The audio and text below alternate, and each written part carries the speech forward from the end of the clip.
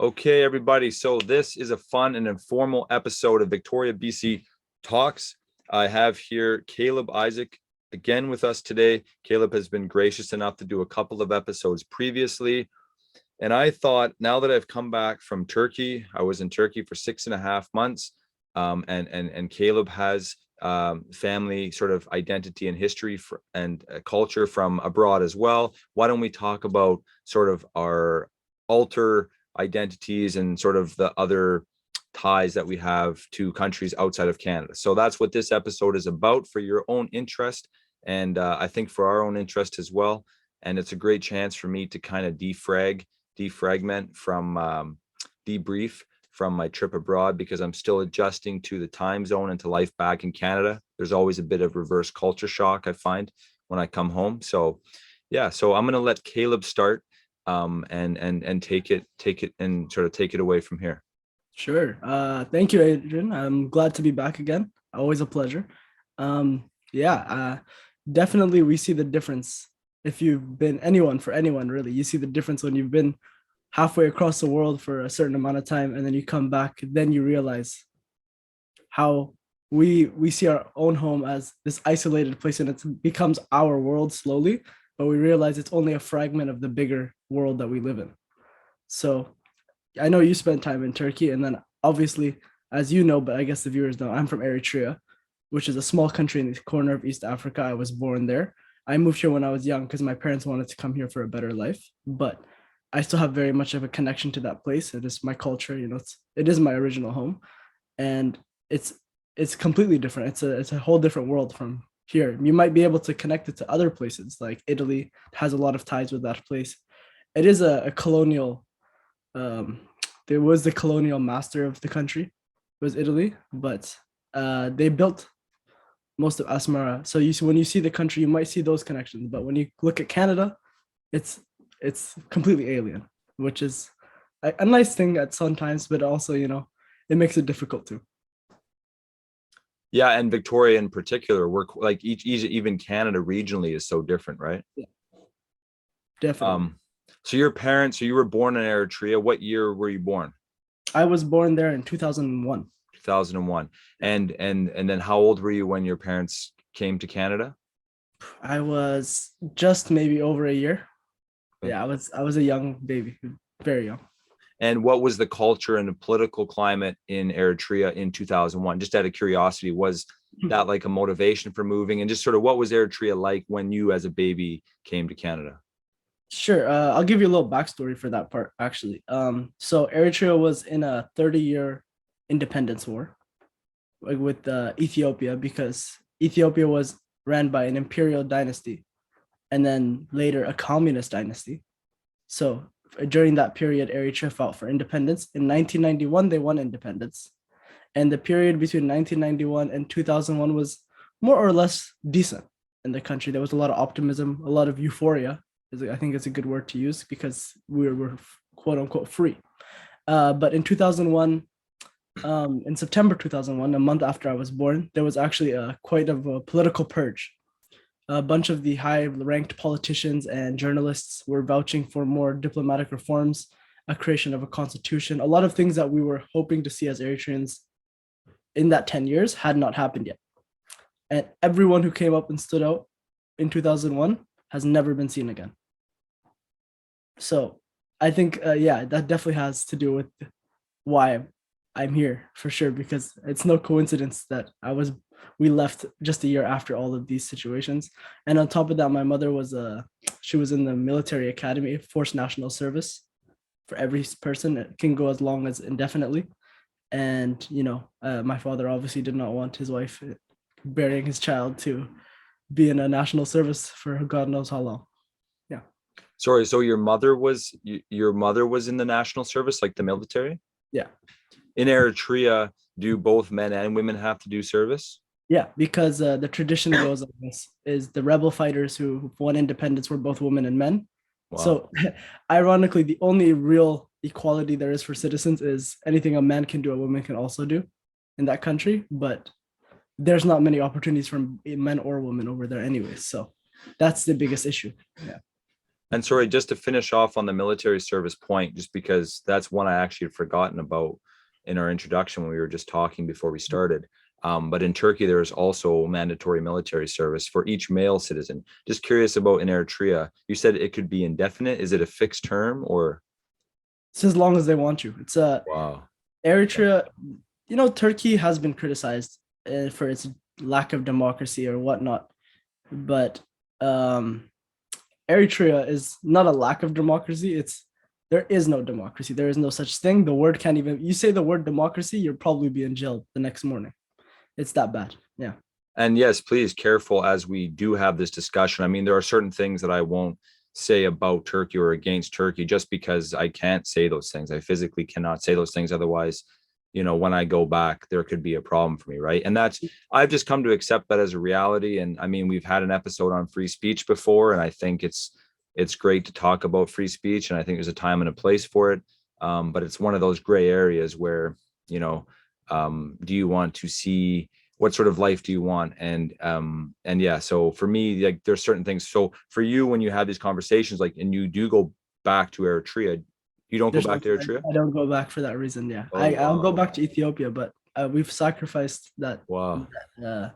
part of our lives, mainly because, as I was saying, I don't respect the response from you, but Turkey, I said they have been criticized, but I was almost praising them because it's not that bad. Turkey is more or less free to me in the way I view it compared to a country like Eritrea. I'm not happy to go back to my home country right now because it's they call it the North Korea of Africa.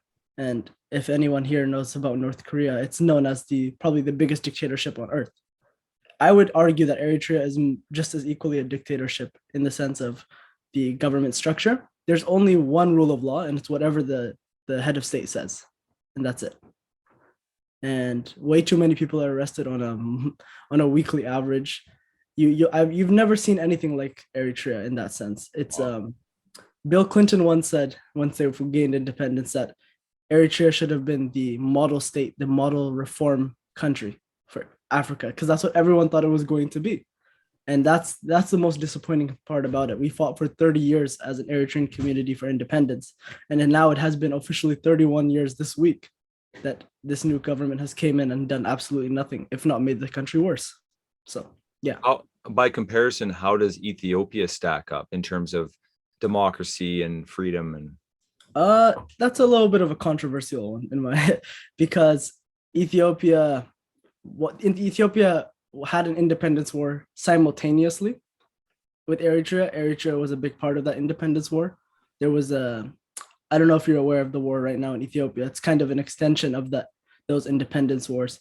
And the Tigray People's Liberation Front, known as the TPLF, was the faction that won the war in Ethiopia. And when they came in, they claimed that they'd had democratic processes, but I would argue, and I feel like a lot of people would argue today, looking back at it, that there was not much democracy there either. Although I will give them credit, it's far better than it was in Eritrea. And now that there's their new prime minister after them, there is still some democracy being found. And I would argue it's growing in some ways, but it hasn't been established as a democracy like the ones we see in Canada or anywhere in most developed Western countries today. I was just thinking, because of course, for every nation and every person and ethnicity on earth, there's this pride and this sense of we want our independence. And I was just wondering, out of curiosity, if there are some Eritreans who maybe question whether having independence was worth it, especially if all that blood was shed and lives were lost, and families were torn apart by those 30 years of war. Maybe it would have been, and I'm just saying this strictly as for a conversation topic, as thought experiment, but if Eritrea had just stayed a part of Ethiopia, because I imagine your family, do you still have family in Eritrea, or are they all in Ethiopia? No, I have family all over the place. We have family in Ethiopia, we have family in Eritrea, and then there's a huge chunk of family who has just left that side of the world altogether, just looking for a better life, which would be like my parents, obviously. Are there family members in Eritrea that you have Eritrea right now? Yes. That you've not been able to see or visit ever again? Yes, I have family members that have been able to come out and we've seen them outside of Eritrea. But any family member who has not left Eritrea since I was born, we have not seen. Wow. Yeah, And the last time. do your parents have brothers and sisters and really close family members that they Yeah. haven't been able to see? My father has been able to see most of his family. Thankfully, they've been able to move back and forth. But my mother has not seen her sisters. Even those who have left, some of them have left to the other side of the world, so it makes it hard to see each other again. She has not seen some of her brothers. Some of them are moving now slowly, but still, she hasn't seen her father in over 10 years. Yeah, it's quite sad when I think about it now, but yeah. Well, yeah, and this is the sad part about politics and borders. North Korea, South Korea. You mentioned North Korea. There were families, after the separation or We never after see each the other split again. that never Yeah. got to see each other again and stuff. And it's really, it's really too bad when most families and people at the end of the day just want to pay their bills, have a roof over their heads, provide for their children, and just have a decent life. Well, to add to that, actually, quickly, Ethiopia and Eritrea became enemies after their independence wars again. Right. And in that time, you could not travel between the two countries. And that just recently was lifted in, I want to say 2018. Wow. So, yeah, even between those who were in Eritrea and Ethiopia, those family members weren't able to see each other either. So that was a huge thing. But of course, those Eritrean Ethiopian relations are always going to be in question until far, far from now in the future. All right. Yeah. Okay. But I had a Well, question for you actually. In Turkey, yes. when you look at the relations between families and just life in general, how do you see Turkey's um, happiness? I guess you could say the happiness of people in the country compared to here in Canada. It's interesting having gone there now versus other trips I've gone on. I first went when I was 15 in 2002. Mhm. I was a baby. I was 6 months old before I'd gone before that. And so anyway, my backstory is my dad's Turkish. My mother met him over there. She was a tourist and she met my father, and she lived with my father for about a year. And she left Turkey when she was 8 months pregnant, which you can't even get on a plane these days if you're 8 months pregnant. So I was almost born in Turkey. I was made in Turkey, but born in Canada. And so then, yeah. And so I've pretty much only known Canada, except for the times I've visited Turkey. And this last trip of 6.5 months was the longest stint I've ever done there. So the first time I went in 2002, some people call that sort of the golden years, 1990s, 2000s. I think even in Canada, those were kind of the golden years before we hit the recession. Wages were good. There was Mhm. lots of tourists because Turkey relies so heavily on tourism. And it is a great country from a tourist perspective. I really encourage people to go and visit. There is something for everyone there. But now this last trip, the economy is hit really hard, economic realities, and the inflation there is really quite high. And so that's put a strain on people. And as you know, money is sort of underpins everything else. So, as much as we'd like to be happy people and not worry about money, if you're not getting enough to pay your bills or feed your family, you start to that starts to affect your happiness level. So there is a bit of that going on right now. So more so than I've seen in the past, let's say that. So yeah. So yeah.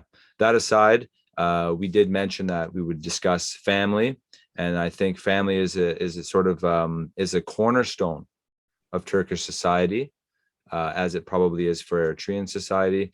In Turkey, the family and the household and your family name, it's that whole honor thing, honor and shame. Do you bring honor to your family or shame to your family? It's important to conduct yourself, well. And family, kids are celebrated in Turkey. There's a National Kids Day on April 23rd every year. And so kids, that's one thing I noticed between Canada and Turkey very differently, is children are very accepted everywhere. They can be in all sorts of, restaurants, and people don't bat an eye. And the Turkish way of raising children is really quite hands off. It's kind of free range, I guess is the word we use over here. So, children aren't really, and I'll probably catch some flack. No matter what I say in this episode, I'll probably catch some flack, but hopefully I'm not being too unfair. But I think, let's just say the Turkish way of parenting is much more hands off than the Canadian way of parenting, and much less structured. So, like, for instance, bedtimes.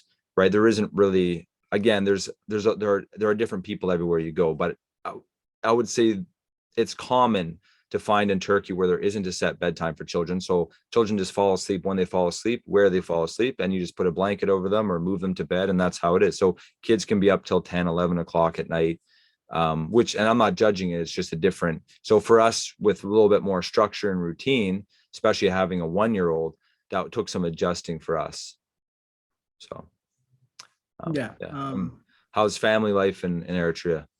It's very similar. I would say, like, uh, especially, I can't speak as much for today's generation because I have not been back, but I can speak on in general in Eritrea, and I know even in the Ethiopian cultures, and because I should clarify that Ethiopia and Eritrea are very similar. We're cousins essentially. It's just a institutional split, you could say. They just, the governments are different. Otherwise, our people, we claim to be the same people at the end of the day.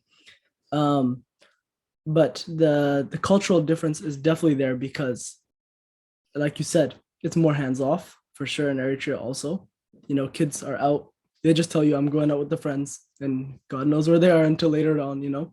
I think especially in Eritrea, because it's a smaller country, you see that still, where you could go, like, I guess, to the other side of the city, and it's really not that far. You could walk, you know. It's a I think the word is a compact city. So it's one of those places where, you know, you have a little more freedom and it's a lot safer. That's ironically probably the only thing you get out of a very tight government like a dictatorship. You see a lot of less crime and such. So people aren't worried about their kids getting hurt in the street as much. Um, Family is the cornerstone of society, though, for sure. Um, Nothing happens without family. Any big culture, tradition, any celebration, like weddings, for example, I think is a good example of that for sure. Because in weddings, you do not do anything without your family. Everything has to do with either the father, the mother. They take care of the wedding for you, like with payments and such like that. It's their duty almost, you know. And here, a lot of people pay for their own weddings, which is a normal thing. But over there, it's like, I would say that it's almost the parent's duty to pay for it, because it's like, that means you have raised a good child. You know, your child has done you service by getting married, because they're bringing the next generation of your family line. So it's almost in favor, you're paying for their wedding for them as a thank you for carrying on their legacy. Yeah, I don't know about anything similar in Turkey, but I'd say it's very close for sure. Yeah, weddings are huge in Turkey. I mean, tens of thousands of dollars are spent. I'm always blown away.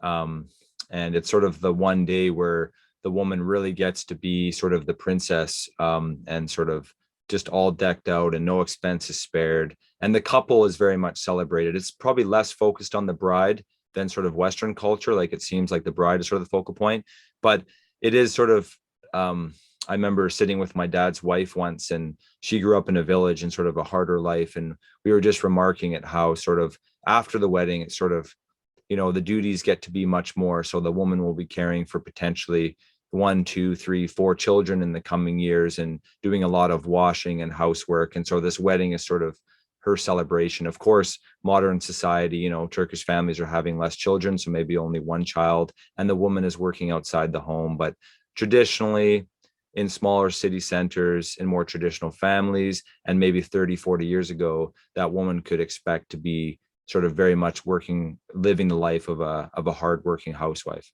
So the wedding was sort of that big celebration, you know, the henna and the gold jewelry, like tons of gold. Gold is really Exactly the probably in same. Eritrea. Yeah, So the henna, everything. It's very similar. awesome, man. So that's why I love these exchanges. I find we all have more in common than we have different, and we just have to talk more. And again, this dialogue is so good. So yeah, and I should have done some research ahead of time, but I'll include some links in the description, but the relations between Turkey and Eritrea, to see, because I know Turkey's made a lot of inroads in Africa over the last 10 or 20 years. The current president, Recep Tayyip Erdogan, he makes a point to foster international relationships. That's one of his sort of, I would say, a priority of his foreign policy is, you know, whereas other leaders we've seen, say in Canada, or I don't know, it just seems like Turkey, especially, I just noticed they seem to go everywhere. The foreign minister is in South America, and then they're in Central Asia, and they're just all over the place. And I think Turkish people in general are very much They like to sort of, you know, shake hands, get to know people, export business. I think of the Turkish entrepreneurs, and again, maybe this is similar for Eritreans as well and Ethiopians, but you know, Turkish entrepreneurs who come to Canada and start doner and shawarma shops and bigger businesses. Those are smaller businesses, but there are some fairly big Turkish entrepreneurs in Canada as well. But just kind of like exporting business and going abroad and taking business abroad and sort of spreading your empire, so to speak. I feel like that's sort of a very Turkish thing. Like this more outward looking than inward looking. Mhm. Except for family is very inward looking. So, and I would say the average Turkish person really doesn't travel much. There seems to be like different types of Turkish folks, but there are some who really just live their lives in their same town, like much of my dad's family. And they don't travel abroad, and they put all their money into property, vehicles, because those things really hold their value in a place that's historically known a lot of inflation. Turkish society has become such that people put their money into assets as opposed to into bank accounts. So that's one thing. But they don't really seem to travel a lot. That's sort of just not seen as, it's a luxury, or it's a frivolous expense. It's not really something that you do. And again, I'm speaking for one part of the population. There are Turkish people who travel quite frequently, and Mhm. there's a huge Turkish population in Germany, just as maybe there's an Eritrean population in Italy. I don't know, but in Germany there's like 5 million Turkish people, and so there are a lot of travel Turkish folks that travel back and forth between Germany and Turkey to do business and such. Anyway, Yeah, you could probably for the last part of that, you could probably find Eritreans in almost anywhere in Europe, in the I would say major states in terms of population, and in North America, Canada, America, you'll find Eritreans almost anywhere. It's we're more of a diaspora than a community at home these days. It's quite unfortunate. You see more people leaving than being born in the country. Actually, I would say. I You might have to correct me if I'm wrong on that statistic somewhere, but it's getting close, if not already there. More people are leaving than being born in the state. Yeah. I wonder if that creates an opportunity in the future when the government changes in Eritrea, because inevitably all governments and government systems change, whether it's 20 years or 50 years or 100 years from now, for a foreign born Eritrean. Because I've seen these countries, like I think in Bulgaria, there's a mayor of a big city. And I think I saw an article that there was a mayor somewhere in Bulgaria, I believe, that went to Oak Bay High School here in Victoria. Yes, yes, So I saw that. there are some, and even like there are German born Turkish people who go back to Turkey because they grew up speaking Turkish, they speak Turkish, they live the Turkish culture, except in Germany, and they go on to become business owners or leaders in Turkey. So and then that way they're bringing sort of different ideas as well. So I wonder if there in the future we'll see an Eritrean leader who is like a second or third generation born and educated abroad potentially. Yeah, and I'm looking here actually right now. I just have a page up because I was going through my history. We were just talking about this yesterday. I Wow. believe it's the Prime Minister of Bulgaria. Okay, so it's bigger than just a mayor. Okay, yeah, that's cool, right? So I was yeah, just talking with this at the dinner table with my father. He was like, "Did you know the leader of one of these European states was lived in Victoria for some time?" And I was like, awesome. "Well, you know, yeah, it's Yeah. interesting." Well, and again, I come back to this dialogue and Yeah, fostering international relations in these times of war and conflict. I mean, it just we got to do more of that. And I think again, we have more in common than we do differently, than we do different. So yeah. Okay, so we talked a bit about family. Let's talk about opportunity. You mentioned that your parents went abroad seeking better opportunities. How did they settle on Canada in particular? Was that like sort of like that just worked out that way, or they had focused on Canada, or Um, actually, no, it's quite deeper than that. My father had left Ethiopia before Eritrea was separated from Ethiopia. That was during their communist regimes, which was, I believe, a 14-year reign. He left to Sudan, where he met with his aunt and uncle and their young child. Eventually, his aunt and uncle left for Canada, Victoria to be precise, where there was only about 4 families from Eritrea at the time, Eritrea or Ethiopia at the time. And so they were one of the first Eritreans in the country, or not in the country, in the city of Victoria on the island. And he came not far after them. He was there for 4 years in Sudan, in Khartoum. and then he came to Victoria because of them. So he came in the 1987, and he spent a lot of time going back and forth just to visit for long periods of time, 6 months, 2 months, as long as he could. And then I believe it was in the late 90s, 99 or 98 or so, he went back to Eritrea because it was independent, so everyone was celebrating going back as much as possible. It felt like a new home. Eritrea had never had sovereignty ever in its history, in modern history at least. So there was a lot of people going home, and he was one of them. And it was at that time he met my mother, and they quickly got together, quickly got married, and then soon after I came.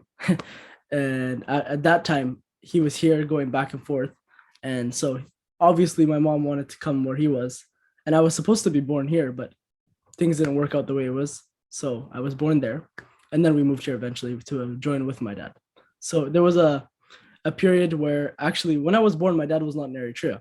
He was here. He did not see me until about 9 or 8 months until after I was born. So yeah, Wow. obviously that complicated things, but that's part of the life you get as an immigrant family. You can't all be at one place. Somebody has to provide in Canada while he waits for the others to come. It's a common trend. Yeah. Um, How about in Turkey? Sorry. sorry. How is it in Turkey? Oh yeah, same thing. I mean, families separated, like everybody seems to have a cousin or a relative in Germany that I talk to, like a nephew or someone's gone abroad, or in the States. Right now, I'd say the most popular thing for those Turks who can afford it is foreign education for high school and college and university, because with that foreign degree, they can bridge it into a work visa or, a permanent resident thing and get a job and such. So those Turkish people that can afford it send their children abroad. So there's that separation there as well. So How about yeah. okay, Well, go ahead. Sorry. well, opportunities. I mean, again, I'm like fresh off the boat sort of thing right now. And whenever I come back to Canada, having been to Turkey, I just have this like thirst for success. Like there are so many doors that are just not open there, and I don't even know how to say that, and I don't know if that's fair to say that. I think it just depends. Like my language ability, my Turkish ability, unfortunately is not quite there, so it's like maybe 50%. If 100% is fluent, I would say I speak Turkish at about 50%, so I can get by in most cases, but it's just that needing that extra bit to turn it into like a level where I could work or study or really turn it into something. But then the thing is, if I were to work there and say as an English teacher or whatever, the salary just isn't quite on par with what I could earn here. And even working online, there are a lot of English teaching opportunities online that pay better. Mhm. And that's just, again, that's just the circumstances of the economy and the nature of the global economy and the currency and how it all is. So right now, the Turkish lira is about $1 Canadian will get you about 13 Turkish lira. And right when I arrived at the end of November of last year of 2021, the government was increasing the minimum wage to from 2,800 lira a month, which if you do the calculation works out to about 250 Canadian dollars a month at the current exchange rate, to between 4,000 and 500 lira a month. It depends on if you're single or you're a bachelor, or you have children, or you're married. So Mhm. right now, the average minimum wage in Turkey pays about 4,500 lira, which is about 400 Canadian dollars. Now, rent there, just to give you an idea, when we first arrived, before the inflation really hit, we arrived like right before the latest inflation sort of surge. Gas was the equivalent of about 86 cents Canadian a liter, and now it's up to 220 a liter. The rent we paid for a furnished apartment, it was a 2-year-old condo, just built 2 years ago, furnished, nicely furnished, 2 bedroom, small, but 2 bedroom, maybe 900 square feet or something, I don't know. And we were charged 3,500 lira a month, which works out to it was about, like, the exchange rate when we arrived was about 1 to 9. So it Mhm. worked out to about 350 Canadian dollars a month, which that same apartment in Victoria would easily cost, 2,000 a month. So that's good for that. But opportunity. So, just to focus on that, it's just opportunities, right? So there are more opportunities in Canada. Like when you're going to work an 8-hour day, the return on your investment of that 8 hours of your time and energy is going to be better in Canada than in Turkey. However, the Yeah. cost of living here has risen to the point where it pretty much gets eaten up by food, gas, rent. So we almost, so my goal is to maybe, if I want to live back and forth between the two countries or spend more time in Turkey, is to find a way to earn a living online or abroad, somehow teaching or something Mhm. online, and then spending my money there. And it goes a lot further, obviously. What's the currency in Eritrea, and what's that situation like? I'll make it clear for the viewers. It's the Nakfa, so that is NAKFA, Nakfa. Okay. and it's a historic site. It's one of the it's almost like a shrine today in the Eritrean culture because that was one of the strongholds of the rebel group that won the independence war, Cool. and it was one of the main cities that they always had independent, quote unquote.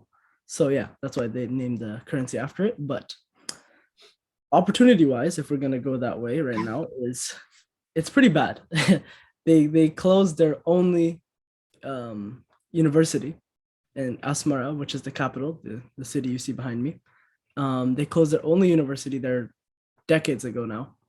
The only schools you can go to are like military academies to go into the military service.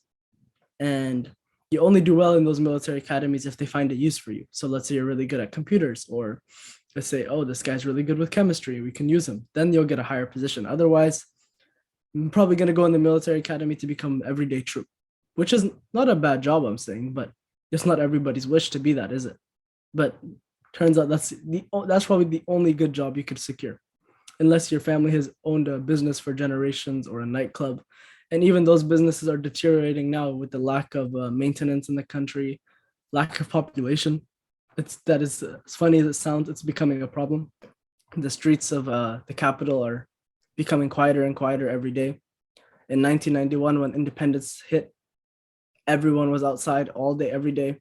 If you take a picture now at 11 p.m., I think there's a curfew actually going on right now in the country due to COVID, even though the COVID cases there are ridiculously low. So yeah, when it comes to work, that is probably in the bottom 2% or so in the world of places you want to work in. That's you can't have a steady life there from work. Most people who live there are funded off people from here. Like I know my family takes care of everyone they have there in their close family. Yeah, you have to send money back to help those people live, unless they're lucky enough to have a government affiliated job. And that's only if you're brave enough to work for that government, you know? Yeah. See, even just hearing you tell me that just makes me want to go out and like work 3 jobs right now, and we have a lot of, let's say, Filipinos in our community, and that to me is one common culture that we have here on the West Coast. And that's a culture that traditionally has also been separated from family and sort of sends a lot of money home. I think I saw a statistic once, but it's a lot of money. It's maybe even $1 billion a year that leaves Canada and goes specifically to the Philippines. Yeah, it's such a different reality for someone who's been born and raised in Canada, and they're like fifth generation Canadian, and that's all they've ever known on both sides. I mean, on my Canadian side, I'm like, 10th generation on my French Canadian side, but on my dad's side, I'm basically first generation Canadian, right? So I like that I have that. I really think that's important because it keeps me hungry. And I Mhm. really think a lot of Canadian folks could benefit from spending more time in these places for short stints. I mean, I was talking with my wife just today, even saying that, I think it would be a good educational experience to bring like 16 and 17-year-old Canadian high school students or Canadians to some of these countries that are sort of less developed and have less opportunities, just to live for a month or two, and then, man, come back here and just like, you know what, I am going to go to university, I am going to do well, I am going to work hard, because it's just, that's motivation, man. I totally agree because I don't want to knock anyone. I don't think university is for everyone. I'm a university student. You know that. I'm a political science student. I've mentioned it here before. But it's not for everyone. But there's definitely people I know that should be in university because they have the potential to do great things with the courses that university provides, but they don't appreciate what we have, I would say. I'm not going to obviously call anyone out here, but I know people in my life who are like that. And I feel like if they had been sent, as you said, to one of these countries and came back and be like, okay, you don't want to work? These people would die, literally risk their lives, especially where I'm from. People run and die every year on boats going through the Mediterranean and through human trafficking just to go work the bare minimum, if not under minimum wage jobs. And you're here with parents who want to pay for your education to whatever extent you want. You can become a lawyer, a doctor, etc., whatever, but you just choose not to. I mean, of course, that's a possibility, but I hope there is plans. I hope everyone here could appreciate what we have, so they can at least make a plan for their future. If it doesn't entail school, if it's music, great. I think we should all appreciate that we have the ability to make our own destiny in this country. I know that sounds like a cliche, but it really is a blessing we have. We can choose how we live our lives and what we want to do. So I wish everyone here, if I was to send a message to all of Canada, if that was possible, it's we have one life and we've been given the freedom to do whatever we want with it. Make the best of it. 100%, man. And you put it very well when you said make our own destiny. I think that's sort of that's the essence of what I was trying to say with Turkey is, and you mentioned in Eritrea, like in Asmara is the capital. Yes, yes. If a family has a business, it's because it's been in the family for so many generations already, let's say, right? It's so hard. What do they call it? Upward social mobility. So if you're someone who, you're born in a small village in the interior of Turkey, right, where your family keeps goats and that's their businesses, they're shepherds, which I met some folks on this last trip like that, and I even went out to their farms to see what this life is like, and I want to spend more time doing that next time as well. But like, how do you go from that to your dream? What if your dream is to be a lawyer? What if your dream is to open a restaurant? What if your dream is to be a captain or a pilot? And I'm not even talking big things. Let's just say it's to be a barber. It's just so hard in Turkey. And I don't mean this in a disrespectful way to the country. I think it's because it's a smaller country compared to Canada. There's a higher population, and Turks don't seem to let things go like we do. I don't know, like they hold on to their properties for like 100, 200 years. Like, how do you buy a property if it's not for sale, right? See Like it's already spoken for. Yeah, you see this? I'm sure the picture in your back. I know that picture behind you is old buildings. I can see by the I guess the state of the infrastructure, but it's beautiful, but it's the same as this. Most of the stuff behind me on both sides and the whole skyline of the city was built during the Italian colonization of Eritrea, which was before World War II. Wow. And most of it hasn't changed here in 2022. Well, and so yeah. like, what if you're a young person with a dream, right? How likely is it that you can actually achieve that dream? And that's why I feel like in Canada, when we talk about land of opportunity and opportunities, I'm not saying it's not given to you. Nowhere in this world is your dream given to you. You have to go after it, but at least you have the opportunity here, more so than elsewhere around the world, to go after it. And again, I feel like, and I feel like the things you've told me about Eritrea, that definitely sounds like that's a tougher place. Turkey's in the G20. There are a lot of great things happening in Turkey, and I'm proud to hopefully be a part of some of those things someday. There are some big businesses in Turkey, and there's a lot of infrastructure. So I think it's probably miles ahead of Eritrea in terms of opportunity. They were EU candidates at one point, right? So that Right? they were European Union candidates at one point. That's right. So at all, I think, yeah. Yeah. So I mean, but even still, I noticed, like, just because when you come from Canada, where you're like, Canada's like one of the top, let's say 5-10 countries in the world that folks want to go to, where there are opportunities. We have so much space here, and it just gave me this appreciation for that. So I really think my takeaway from there is, for myself to work harder and continue to go after my dreams and work hard. Don't waste a minute, because, like you said, there are people who would risk their lives. And there are many Syrian refugees, for instance, who drown in boats off the coast of Turkey. And the Turkish Navy, to their credit, does an amazing job of trying to save as many of them as possible. Even when they're rejected, they're often sent away by other countries nearby. This is getting into politics, but just to say, but there are many Syrian refugees who still, despite the efforts of navies in the Mediterranean to save them, they still die and drown. And like, to think that people would just, that's like, they're throwing themselves into these rowboats on the middle of a big sea. And here we have, I can look out my window right now and I could go on Indeed or on any of the job boards and I could just start a job tomorrow. Even if it's for 15 bucks an hour, whatever, it's still something, and some people are going to disagree with me. You can't live off $15 an hour in Victoria. Yes, I know, but to honor those people, like to me, it's disrespectful to those people who would die to come here, to not take advantage of every opportunity you can here.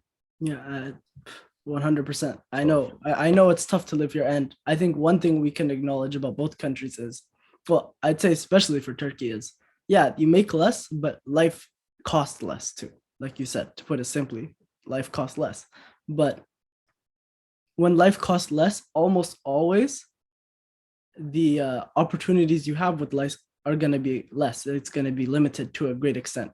So yeah, we our only sacrifice here is we have to work a little hard to make the money we need to live with the high standards of Victoria or the rest of Canada. But the outcomes and the reward we get from that are so underspoken, and I understand why, because it's stressful to live in the society we live in right now with inflation and all these issues we're going through.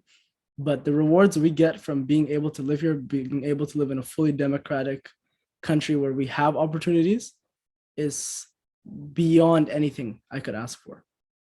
Knowing that right now, if I could either be here doing what I'm doing with you right now, going to school, having this interview, working whenever I want to, or I would be in the desert, literally stranded in the desert in some cave, doing military tactical training for God knows how long, for the rest of my life, most likely.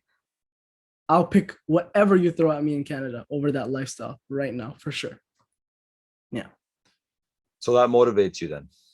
Every single day, every time I'm writing a paper and I feel like stopping, I almost have to slap myself, like, how dare you, because my cousins are doing the things that I was just dreading doing. And imagine they're running over here. A lot of them are coming right now just to do what I'm doing right now. The things that I quote unquote dread are the things that they wish to do. So I always have to remind myself that I can't be angry or upset at my situation, because it's better than it could ever be, to be honest. Well, and that's where I feel like immigrants in Canada have an advantage over non-immigrant or Canadians who haven't immigrated in their families for the last 100 or 200 years, because they have that appreciation. When I grew up in Saskatoon, my mom worked with a refugee group. And so I got to go to meetings and meet a lot of the newcomers. And some of them were from Iraq during the Iraq War, and sort of, other friends from other countries. And just the work ethic and the emphasis that they put on education is so much more than I would say a typical Canadian family. And I almost feel like, and this is anecdotal, but I feel like native born Canadians, not Aboriginal, Indigenous Canadians, but native born Canadians, people who were born and raised here for like the last few generations, are almost falling behind or are going to fall behind newcomer Canadians or Canadians or families who are only here for 2 generations, because it is like the difference is this between your motivation. Like, I mean, your family, if I can, you guys own a business and property. I don't own any property. I haven't made that my mission in life, but having gone to Turkey and seeing how important owning property is. And again, we can get in, and I always just, every time I say something, it's like, okay, but someone's going to say this. And, yes, it's not sustainable for us all to own property and stuff, but just the realities of the world are, property holds value. It over time, it appreciates in value. But we just, I feel like I haven't done enough. Like, I'm 35 years old. If I'd lived like 10 years in Turkey or 5 years in Turkey and then come to Canada at like 20, I think I might have had a different focus. And I just worked, because it's just like, man, buy property. Like, I have a good friend who knew a guy from Greece, and he came to Greece from Greece in like the 80s. And Greece, despite being an EU country, isn't really that. I mean, it's fallen on hard times as well. And if you grow up in a small mountainous village or a seaside village, your opportunities are equally limited. And so when you come to Canada with all these jobs in the space, so this guy, his thing was pay me in property. And so he ended up owning like lots of parts of Saanich and like different buildings. And it's just like, having gone to Turkey, and I'm like, wow, like property is king. So that's one takeaway for me, is the value of property and physical assets. especially in a time of inflation. And I'll jump in right there because I think you said some great points. Yeah, I mean, I feel like people will disagree with a lot of things we say, but at the end of the day, this conversation is from our perspective. It's from our life experience, and we're just one people of millions who live in these countries. But I think we are keeping it general, so that's the main thing here. And the second part is, yeah, I mean, it's a remarkable how we look at these countries and we say, what am I doing that I should? What am I not doing that I should be? When we look at the people who are living there, because we see that they are living their life to the maximum in the regards of work ethic and happiness and appreciation, and they still don't have as much as us, but they still act more gracious than we do. So that was a big eye opener for me. For example, when I went to Ethiopia, I was looking around and kids with shoes that don't have laces on them and holes in them literally look like they were enjoying life more than I did as a kid, you know? If I didn't have the brand new Jordans, I was upset. Like I was trying to find every last dollar I could to get the brand new sneakers. These guys don't even have shoes that fit or are suitable to wear in the street, and they're happy. Because happiness isn't equated to what we live in, what roofs over our head. Happiness is equated by just what do we appreciate, what do we have, and how much can we cherish it. Because essentially the lives we live are not, we can't change what has happened to us or how we've been put in a situation. The only thing we can change is what we make out of that situation in life. So I think once we experience these things, which you said a lot of people who are from here do not get that experience, who are born here, sorry, don't get that experience because they don't know another life. And I'm not saying I've known another life because I didn't live in Eritrea for my adulthood, but I know that life through experience of my heritage. I know people, everyone around me and my family and a lot of my friend group are from that life, you know, from that lifestyle. And I'm from the opposite in some senses. So I know that my life could have been, and I did do nothing to not deserve to live that life. So I'm glad that God gave me this one. You know, fate brought me into this side of the world when I could have very well been on the other side. So that is the main factor for me. It's appreciation. What you have, use it. That's my message to everyone. We only can appreciate what we have. We cannot get any more because someone will always have less than us. Someone will always have more than us. We just have to use what we are given to the maximum. Yeah. Well said. Well said.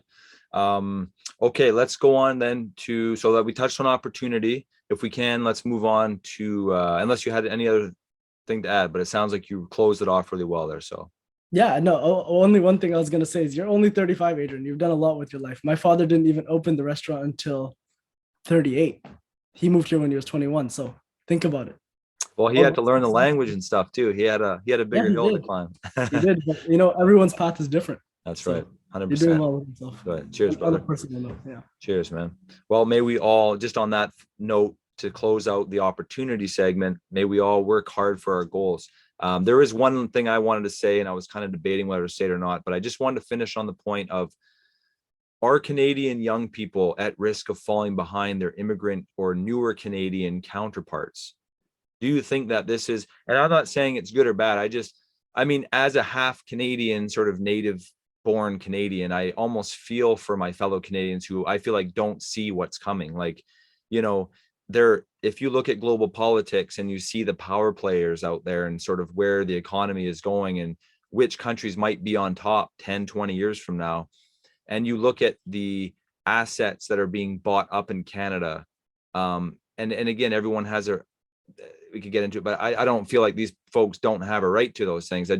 I feel like my fellow native born Canadian brothers and sisters are sort of at a disadvantage to the huge numbers of immigrant Canadians and newer Canadians that we have had come and that we are going to continue to have come. And I almost feel bad for them, like they might fall behind because they don't appreciate what they have now. They speak the language.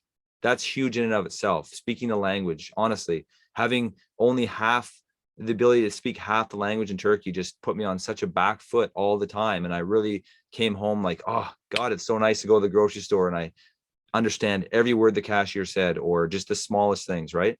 So speaking the language, being born and knowing the culture and how the bus system works and the money and how things work, just those basics, that gives you such a huge foot up on some newer Canadians who have to learn all those things, but they're hungry.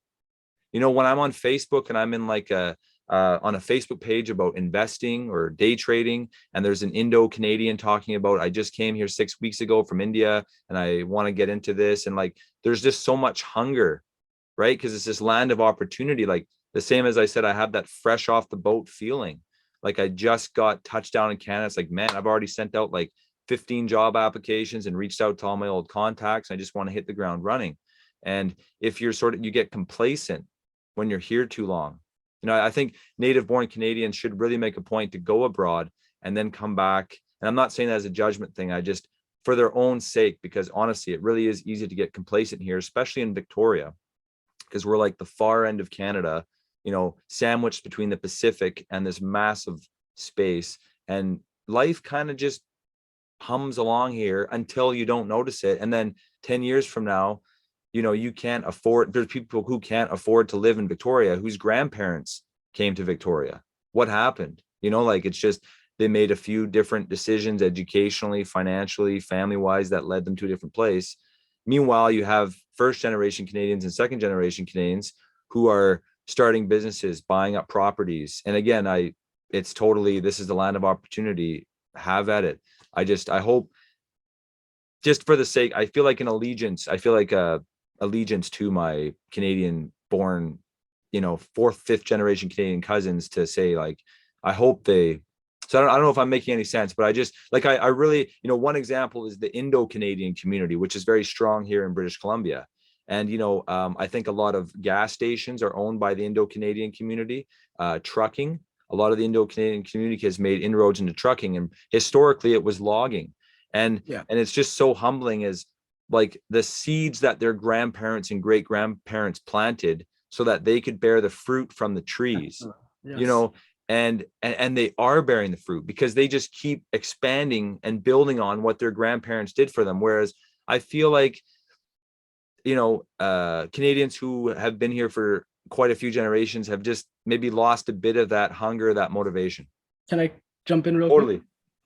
The best way to answer this question, look at Surrey in 1990 and look at Surrey in 2022. Now look at Oak Bay in those 2 years, and look at the difference. Look at the development. Now, you could argue that the advantage that Canadian-born citizens have are that Oak Bay doesn't need to be fixed, Oak Bay doesn't need development. Their parents have set them up. And I know life isn't a competition with anyone except yourself, but the way I see it is my parents are half me, I got both my genetics from both parents. So my goal is always, to whatever extent I can, be more successful than my parents. Not that I want to be like, I'm better than you, but to make them proud. You have to, I think every child should strive to be better than their parents in every way, as a parent, as a friend, as a partner, as a business person. In every aspect, we should strive to be better than the generation before us, because that's the person who taught us at the end of the day, usually, whoever your parental figure is, you should strive to be better than. And I feel like here a lot of people settle to be just like their parents.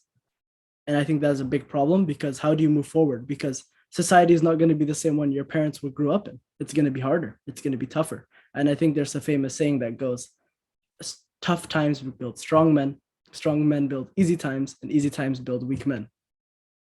And I feel like I shouldn't just say men. I know the saying says that, but it's people in general. So I think that's how I would sum it up. Yeah, no, that's well put. And I would encourage anyone watching this who is a long-term Canadian, multi-generational, or a newer Canadian to please chime in on the comments, because I would love to read and hear what other people have to say. But I think we are in for a very interesting next couple of decades in Canada with the changing face of Canada. I think our immigration target for this year and next year was 400,000. Again, and then I would say too, let's talk about the birth rate, getting back to family. I think immigrant families probably potentially have more children on average than multi-generational Canadian families. I don't know. I think the average birth rate in Canada, though, is still 1 point something. And Elon Musk has been tweeting a lot about this lately, and I think 2.1 is the replacement birth rate. So just a quick note on the birth rate. Do Eritreans in Canada have large families, or now that they have more opportunities than they did back home, are they maybe putting their time and energy and resources into education and businesses and maybe having smaller families? What's your take on the Eritrean African community, Yeah. let's say? I mean, I think the larger Eritrean families I see here, to be honest, are people who had their children back home, which is back home to me is Eritrea. What I mean is, I know a lot of cousins and uncles and aunts who have children, and they have like 5 or 6, and but they brought those children with them. Where here you see a lot less. Like my father comes from a family of 10, his father comes from a family of 10, my mother comes from a family of 6, but me and my sister are the only 2 siblings in this house. So yeah, on average, it's definitely less because children there are more about helping the parents. You know, you have the more children you have, the more aid you have when you get older. There's some older traditional communities are all like that. Kids are, of course, you have kids to love them and to grow them and to make your, grow your generation. But they're also there to help you one day. And I mean, it's the same here. I think every kid should help their parents when they get older. But back there, it's not the same as here, where you move across the world and everything. Your kids grew up in the same city you grew up in. So when you get old, they're going to be owning the property that you once owned. And, they're the ones who are going to take care of your cattle or whatever business you had. So that's a big reason to why the families were so huge back then compared to now, for sure. Well, and I still think it's anecdotal, but I do think that for immigrant families, they've still brought those traditions from their countries. And I'd say many countries outside of the West, family and children are still very, very important and integral. And so I'll check some statistics, but I still feel like newer Canadians, let's say first, second generation, probably have more kids than Oh, okay. It was older your generation question kids. if Eritrean kids or Eritrean immigrants have more kids than Canadian families, or were Uh, you yeah, in comparing? general, but also speaking to the Eritrean experience, but Okay. also your opinion on Yeah. in general too. Like, do Indo-Canadians or Chinese Yeah. Canadians or Yeah. Eritrean, do you feel that in your experience, what you see when you're out and about or with your friends in your network, do you feel that there are more children born in newer Canadian families or older Canadian families? Yes, now I understand your question. Yes, definitely in the immigrant side of Canada, definitely are more um, pro big family, I guess you could put it, to put it simply. Yeah, that's definitely the case from my experience at least. And so, yeah, obviously, I think Canada is going to look very different, just as it looks different today than it did 30 years ago, ethnically, religiously, skin color, culture. I think it's going to look even more different 10, 20 years from now. And Yeah. I'm I just have a curious to question. see where it goes. Yeah, I have a question about that. You grew up in Canada around the time that I was a child, or I should say a baby. Late 90s, early 2000s was your childhood. Yeah. So at that time, did you even did you have a black person in your grade? We For did example? have a few. I remember one boy specifically. His name was Uko, and they Oh, were from I think West Africa. And I grew up in Saskatoon and Calgary, so I was very much in sort of the interior of Canada, where you would see less sort of different ethnicities and cultures. And there weren't many. There were a few, but they were definitely the minority. We had another guy from Zimbabwe.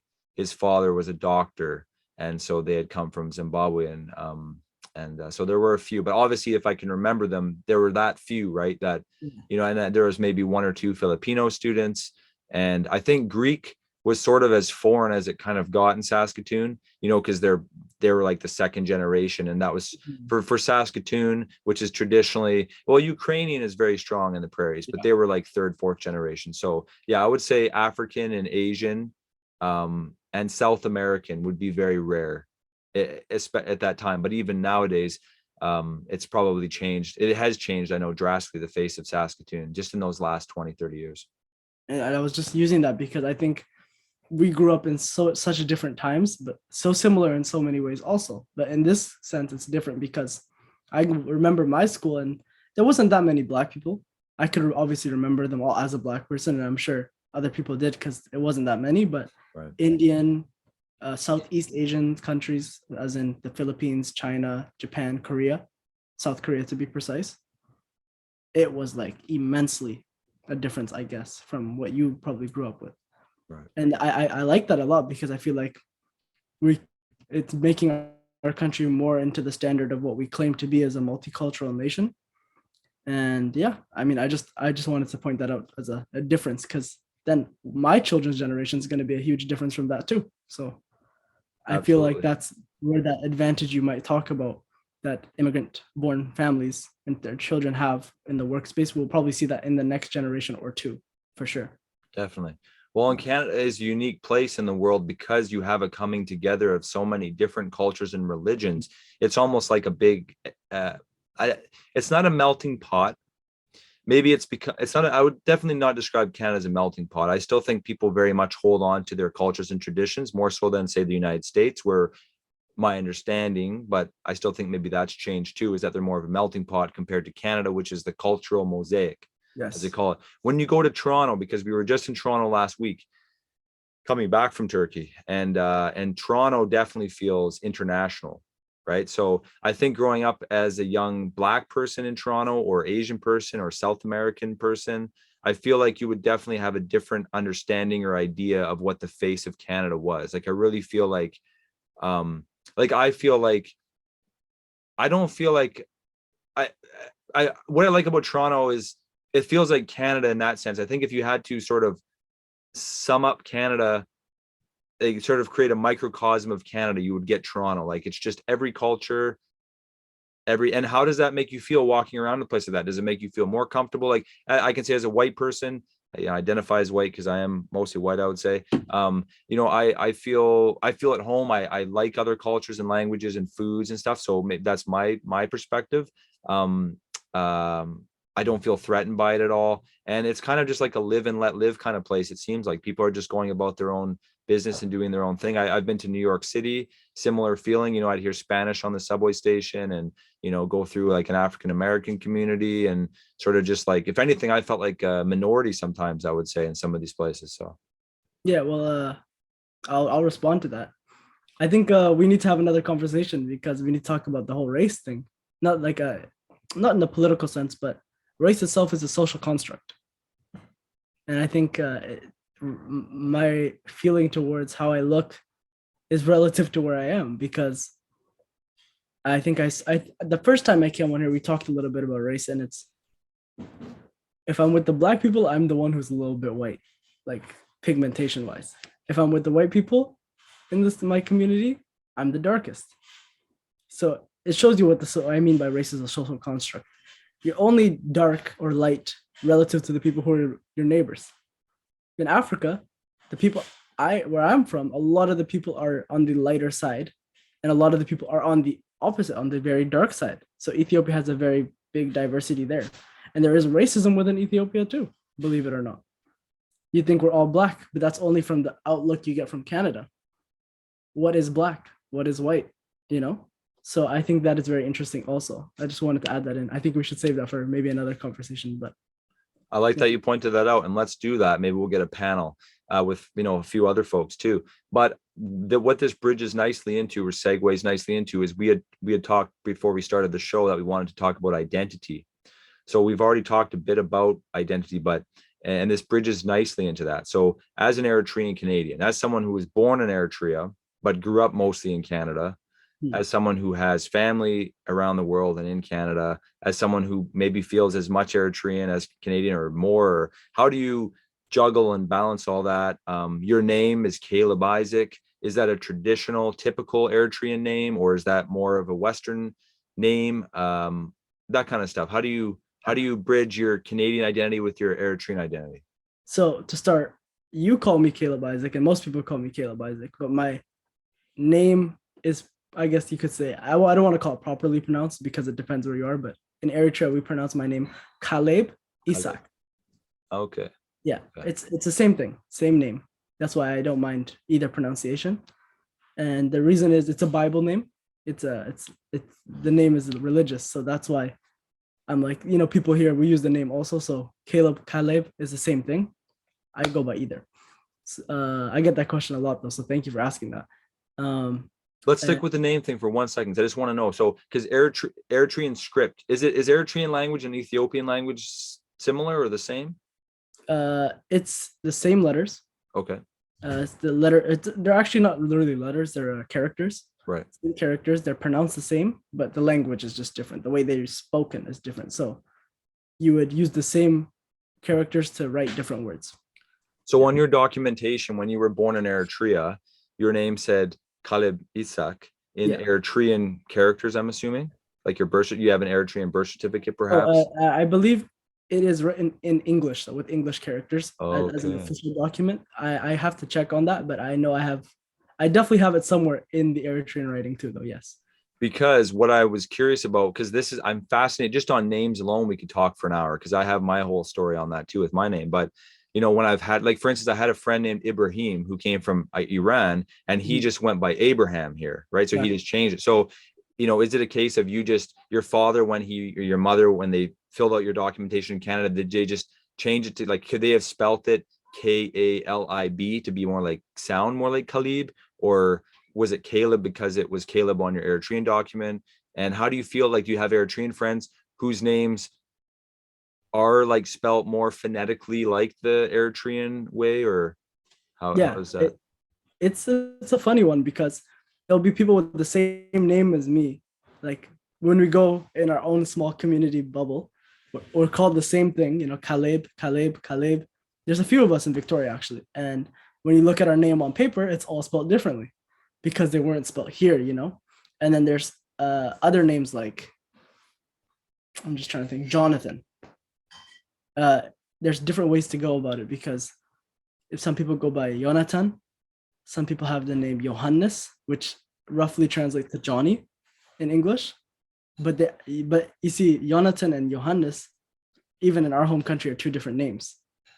But they also roughly translate to the same thing. So there's some complications there. When you try, that's a hard thing about people who always switch names over to different countries. They're not always exactly precise, because Ibrahim does mean Abraham, but even within the world of Islam or the Arab world, every country pronounces Abraham so differently because there's a lot of Islam in where I'm from. And even there, you can find 3-4 different ways to pronounce Abraham, depending on which side of the country you're on. So I think that's why that complication comes a lot. And I think it's cool though, because at the same time, it makes some diversity too. Exactly. No, I'm just fascinated by how people arrive at the decisions that they do when it comes to their name. Like, for instance, there was a Toronto Turkish newspaper that I used to read, and a real estate agent, right? His name would be like Koray or Kurtay, and he would change it to Corey, right? Or does he put it in brackets? Does he have it Corey in brackets, or just Corey? Like, there's a friend here, and she's Turkish in Victoria, and her name is Gülcan, but she changed it to Julie, right? So it's just like, and do you choose a Canadian name or an English sounding name that sounds like your foreign sounding name, or do you choose an English sounding name that has the same meaning as your foreign sounding name? Like all these types of questions, right? So I'm fascinated by that. So now your mother, I've always liked her name, and if you could pronounce it for us so I don't make a mistake of it. I like the spelling of it, and just so if you could tell us what it means and what it is, please. Her name is Asmeret. It's Asmeret. And even most people don't call her by that. Most people just call her Simret for short. And that's a common name where we're from too. It's like the shortened version of that name. And I feel horrible. I don't really remember exactly what it means, but it's so common that it just, to you, it might seem like, like so special, but to me, there's so many people from where I'm from. It's like Julie to me. Right. Cool. Well, we'll look that up. I don't want to make you look bad. We'll look that up and we'll put it in the description. We'll put the meaning of that. But for instance, because your dad's name is it's Michael, but where I'm from is Mikhail. Right? But still sort of Michael, right? So Michael, Caleb, but your mom's name sounds more. Your mom's name sounds more Eritrean. Yes, it is. It's a name that you probably only see in that region of the world. Right. And did she ever, let's say, in a work setting or an educational setting in Canada or with friends, want to change it to Annie or anything like that? Did she try that for a while, or she just always kept it as Asmeret? I think she gets that from her mother, because we have a funny story. Like yeah, rest in peace now. My grandmother passed away a few years ago, but um, when she first came here, when I was a young child, she came not long after we came, and my father bought her some clothes, like some Western clothes, to wear to the mall because all she had was her traditional Eritrean clothes. And she said, funny enough, when they come to my country, they wear their jeans and shorts. So why do I put jeans and shorts on when I go to their country? And I think my mom kept that same mentality for sure. So she always kept her name. Wow, Yeah. cool. I admire that pride and I respect it. You know, in my own case, my middle name is Ufuk, which means horizon in Turkish. Mm. It's a beautiful name. It's common. Turkish people, there seems to be sort of two factions is when they're choosing names is, or maybe three. There are traditional Turkic names like from Central Asian old Turkic times, like Orhan, uh, just older Orhan, Osman, sort of these kinds of names. Then there's the Islamic names that come from Islam. So, Yeah. and they have their own spelling and variation, but Suleiman, you know, uh, the president Recep, this is Rajib Mhm. in there, you know, so like Ayub is Ayub in Arabic, right? So Mehmet is shortened for Mahmoud or even Muhammad. And so, and then there are the ones who choose like nature names. So I have cousins whose name is like North, or there's names that are like wind, rain. So Ufuk is horizon, but it's spelled Ufuk. And so I don't use that. Obviously, I can't. I tried it on in high school and it didn't go well. So it's just like, so what? And I think there are other sort of immigrant children who have these issues with their names. And it's just sort of that whole identity thing. You know, what do you do with that name in Canada? And when you're in school, or if your parents are very traditional and want you to have a traditional name, but it's made fun of at school and they don't understand how it's made fun of because English isn't their first language. You know, there are a lot of, let's say, names in Hindi, like Russell Peters talks about some names, and there are some, you know, Indo-Canadian names that sound quite that could be ridiculed in English, right? And so if their parents are new to Canada and put that name on their child and they go to school with that, so just this whole identity thing is just and especially around the name is just a very, and then for me, Adrien Leduc, like I don't feel like that name represents me because it doesn't show my Turkish side, right? If you saw that name, it's like, oh, that's a French Canadian guy. So just for this whole names are very important to me. And I'm actually in the process, I think, of potentially changing my name and taking a more neutral sounding Turkish first name and then keeping my Canadian last name. But that's, Yeah. so I just, anyone who wants to chime in on the comments on the name aspect, but if you had any other comments on the name aspect, because I feel like yours translated very nicely to English. Like it was a smooth, you know, Caleb Isaac, and you can still be Khalib Itzak in the Yeah. Eritrean community, but they know what your name is. Canadians can say your name, you know, but whereas for so many other Canadians, like Asian Canadians or South Asian Canadians, or it's not always so easy. Yeah. Well, sometimes even myself, I wish. So I mean, I'm happy and proud of my name, but sometimes I wish my name was. I always pronounce my name in the African way. Now that I'm older and more confident in myself, when we're children, we find validation in others, and as we grow older, part of maturing is finding validation from ourselves. We validate ourselves, which is the honest truth at the end of the day. Um, I feel like if I was as confident in myself, I would have called myself more by the proper, I shouldn't say proper, but the traditional pronunciation of my name. And because if I turn my camera off right now and you saw Caleb Isaac, odds are you probably wouldn't envision me, right?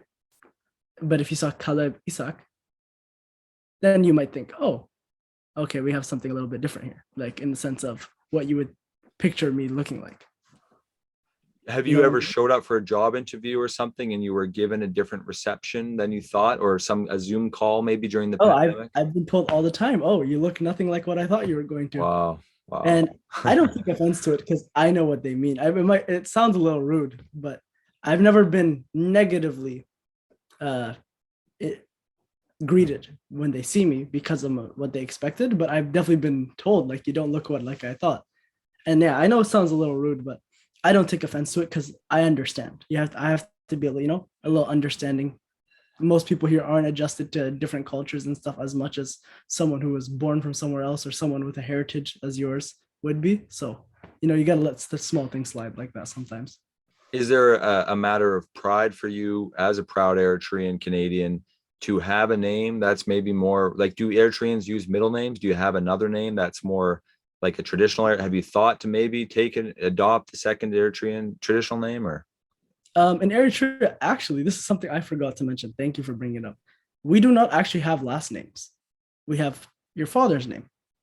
So I would be Caleb Michael, technically. Hmm.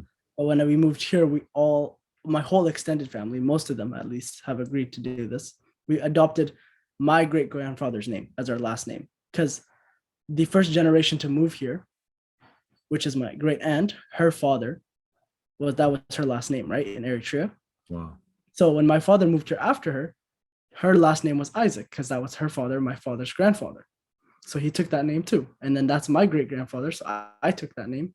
And most of my family has taken that name. The only mistake we have made is some people have spelled it differently than others Right. because, the translation again. But we almost all of us go by Isaac now from that bloodline at least. And then the same will do the others do the same with, let's say, if they're from my great grandfather's sister, they will also do the same. Some people choose to keep the father tradition, keep it going. But I think my family were just more eager to adapt to the Canadian style. I guess maybe it made sense to them when they came here. Like, yeah, I like that better. So it really depends on the family. But yeah, so for me personally, I took my father's name as my middle name. I don't usually use it a lot, but officially on documents, it's Caleb Michael Isaac. Yeah. I think that's a great compromise. I was just thinking how complicated that could be for travel and for documents if an Eritrean Canadian were to, change, when they have a child, their child takes their name as their last name, and then you don't have the same last name on paper. That could be complicated here. That's why we all adapted to Yeah. this system because over there, the world of official documents and all that have just started to come out now. Right. After independence and stuff, before it was a communist dictatorship. Everyone there's under that same tradition, so no one really questions it. But now that we've moved here, I know we're a mosaic. We're not a melting pot. But in this situation, my family thought it was best, even for ourselves, to find each other. Sometimes, maybe not now. We all know each other, but in 30 years, there might be connections to our family that we don't even know. Right. Like people are going to have children across the world that I've never heard of because our family grows and grows. So by keeping that last name Isaac, it keeps us connected to some degree. Right. So I think that was actually, in my view, it was a positive change that my family made for sure. Awesome. I was going to ask the same about you. In Turkey, did you notice anything like that? Well, Turkey's interesting because until Ataturk came along and Turkey gained independence in 1923, modern Turkey became sort of its current incarnation of Turkey in 1923, I should say, the modern nation state. They didn't have last names. So his government made it a requirement that Turks take last names. And so Turkish last names are quite interesting because some people went with like lion, sword, like these badass names, and thunder and stuff like that, which is really cool. Other people went with like so-and-so's son. So Olu, Oglu. And there's a lot of folks in the Greek community who have that last name or similar to it because their ancestors were from Anatolia, let's say. And so Olu last name means son. So like Turkoglu played in the NBA. So his son of a Turkish son. So and then there's characteristics. So someone's last name might be one-armed or blonde, like blonde hair, because like there was a physical character. And if you think about it, if we all dropped our last names tomorrow, how would we come up with last names? Well, I would call that's the blacksmith's son. They have names based on their professions, or that's John the baker, right? So that's kind of, there's names like that, right? So exactly. I thought you were gonna say John the Baptist, but well, or yeah. John Baker. Well, and even in English names, our names come from those things as well. Like Baker comes from that, because at some point England went through the same thing, and it was like, how do we identify John the cobbler who makes shoes from John the baker? Well, that's John the baker, that's John the cobbler, right? Richardson. Yeah, Johnson. Exactly. So, and that's why I really wish sports commentators, because we're both football fans, soccer fans, and I remember sort of the bastardization of the mispronunciation of Turkish last names at the 2002 World Cup. Was the first World Cup I really got into, and listening to the British commentators sort of talk, like Emre Belözoğlu, who played for Inter Milan for a while. It would be Belözoğlu. It's just, it takes 2 seconds to look up how to pronounce that name.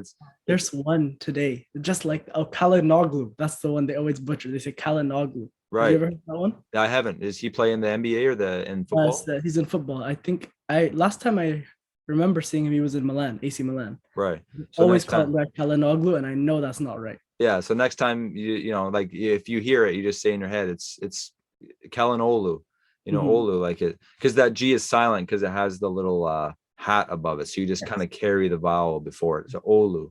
So yeah, which means Olu means sun. It literally means sun. So yeah. Anyway, so that's, yeah, it's an interesting thing. But so Turks haven't really had last names in the traditional sense for that long. Like it's only been 100 years, really. So that's why for doing ancestry stuff, which is one of my passions as well, it's not been so easy to look stuff up. You can't just go on Ancestry and plug in, so on and so forth, because they didn't have last names. But yeah, so. Yeah, well, I guess we're the start of that. Absolutely. Well, thankfully there's the DNA testing, the 23andMe. So I found some distant cousins in Turkey through that. And then just last time I was back there, one of my cousins showed me this thing on his phone, and he had all these, like, there's like this government registry, I guess, where you can access in Turkey, where it has your, because people still, like the Ottoman Empire, I think, did a pretty good job of keeping records, of record keeping. And so, and Turkey wasn't like destroyed in a war, like, in some countries where these things have been lost. So the paper archives persisted. So they've been digitizing these things, and now Turkish people can access these records. So this is a fairly new thing, but he was able to show me like 200 years back, and I saw some like great greats and stuff like that, which was huge for me, because previously I'd only known like my great grandfather's name. Whereas in Canada, I can go like on my French Canadian records, because the Catholic Church kept such good records, marriage, baptisms, deaths. I can go back like 10 generations. But on my Turkish side, like, yeah. So, I mean, I'll tell you how they do it quickly in Eritrea, which is funny. Please. Everyone has a village where they're from, a smaller version of the city, which is usually on the outskirts of the city that the family lives in now. And in my city, in my village, home village, I found a lot of friends here who are from that same home village. Wow. And then we told our grandparents back home, and they're like, that's not your friend, that's your second, third cousin. Wow. We did not know that until 10 years of knowing each other and such, Wow. And the way that a lot of people know their ancestors here is most people can tell their ancestors to the last 8 or 10 just by word of mouth, just 1, 2, 3, they just count them out. And then your parents can say even more than you. They can go 8 or 10 back from them, and so on and so on. And that's the way the tradition has been kept until now. And a lot of people are putting that on paper when they move here, and asking their grandparents and great grandparents to do the same for them. And then so I think they could go back almost 250 years just by record from today on. And I hope a lot of people keep that tradition too. Just writing it on paper makes a big difference in trying to remember 10 people, I really like that, the elders and the oral tradition. And I had a Palestinian friend who said that his grandfather could name like 10 generations back and just keep going and going. And yeah, so it's a good game when you're a kid here. Yeah, exactly. You would play with your friends, like who can name more ancestors farther. It was like a competition almost. Yeah. So that's why a lot of people are eager to do it. Awesome. Cool. Okay, well, rich cultures, rich traditions.